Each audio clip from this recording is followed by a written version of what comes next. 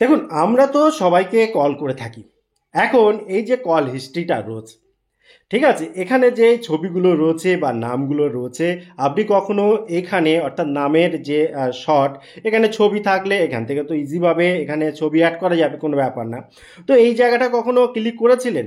যদি না করে থাকেন, আজকের ভিডিওটা খুব ইম্পর্টেন্ট, কারণ এখানে শুধুমাত্র ক্লিক করে একটা কন্ট্যাক্টের উপরে বেস করে এমন অনেক সুবিধা পাওয়া যায় যা আমরা এতদিন নিই না।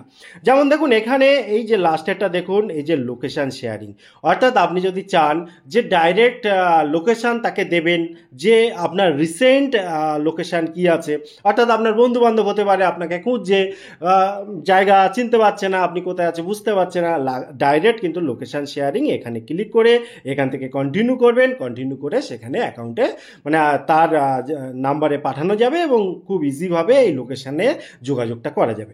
এক নম্বর। দু নম্বর, উপরে দেখুন সেটিং রয়েছে। সেটিংয়ে যখনই আপনি যাবেন, এখানে দেখুন নিচে রয়েছে কি সেট ডিফল্ট, অর্থাৎ অনেক সময় হয় না যে এক একটা বন্ধুর অনেকগুলো নাম্বার থেকে যায়। আগে একটা নাম্বার ছিল, পরবর্তীকালে নাম্বার চেঞ্জ করেছে, রিসেন্ট হয়তো আরও একটা নাম্বার। তো ফোনে তো আপনি সেভ করে রেখেছেন, এখন প্রশ্ন হচ্ছে কোন নাম্বারটা ডিফল্ট নাম্বার করবেন, অর্থাৎ যেটাই আপনি এরকমভাবে ক্লিক করে ওকে করে দেবেন, আপনি যা কিছু করবেন আগে সেই নাম্বারে যাবে, অর্থাৎ যদি কল করেন এই নাম্বারটাই যাবে, বা হোয়াটসঅ্যাপ করলে বা অন্য অন্য যা কিছু করবেন, এইটা হচ্ছে ডিফল্ট নাম্বার হিসেবে আগে আপনার কাছে শো করবে। ঠিক আছে, গুগলে সেইভাবেই সেভ থাকবে। তারপর কন্ট্যাক্ট রিংটোন, অর্থাৎ আমরা সবাই জানি যে আমরা বিভিন্ন জনের জন্য বিভিন্ন রিংটোন সেট করতে পারি। তো সেক্ষেত্রেও এখানে দেখুন, এখানে বিভিন্ন রকম রিংটোন রয়েছে, আপনি চাইলে সেগুলো আলাদা আলাদা মানুষের জন্য আলাদা আলাদাভাবে রিংটোন করতে পারেন, এবং সেক্ষেত্রেও ডিফারেন্স রয়েছে, কাস্টম রিংটোনও আপনি করতে পারেন, অর্থাৎ নিজে হয়তো কোনো রিংটোন আপনি আপনার বন্ধুর জন্য সেট করবেন, সেক্ষেত্রে অন দিস ডিভাইস এখানে এসে সেই রিংটোনটা সেভ করে দিলেন। এখানেও বিভিন্ন রকম মিউজিক আপনি আগে থেকে নিয়ে রাখতে পারেন, বা রেকর্ডিং, যেটা ইচ্ছা আপনি করতে পারেন।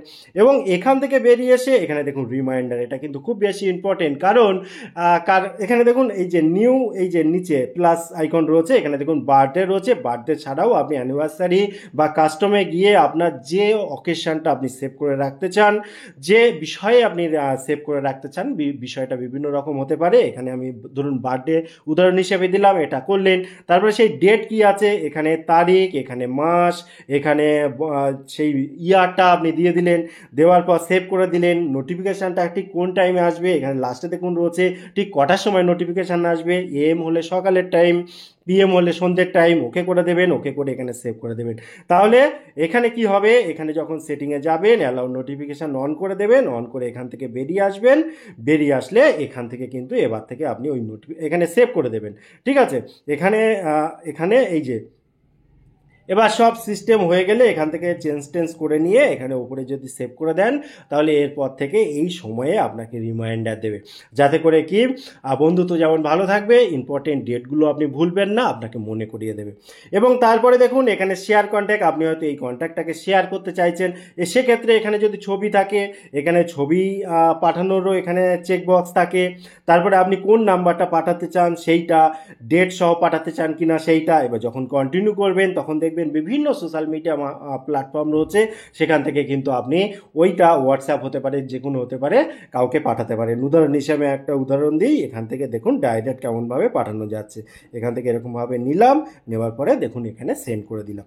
ঠিক আছে, এবারে এখান থেকে বেরিয়ে আসি। এবারে দেখুন এটা অ্যাড টু হোম স্ক্রিন, আপনি যদি এই কন্ট্যাক্টটাকে হোম স্ক্রিনে রাখতে চান, খুব ইম্পর্টেন্ট আপনার মনে হয়, তাহলে আপনি দেখবেন যে আপনার হোম স্ক্রিনে এখানে চলে আসবে। ঠিক আছে, এবং এর পরের অপশানটা দেখুন মুভ টু অ্যানাদার অ্যাকাউন্ট, অর্থাৎ এইটা একটা অ্যাকাউন্ট রয়েছে, এটা যদি আপনি মুভ করে অন্য একটা অ্যাকাউন্টে নিয়ে যেতে চান, বা আপনার ফোনে যদি অন্য কোনো জিমেল থাকে সেখানে নিয়ে যেতে চান, সেটা এই ডিভাইস এই অপশানে ক্লিক করলে এখান থেকে চলে আসবে।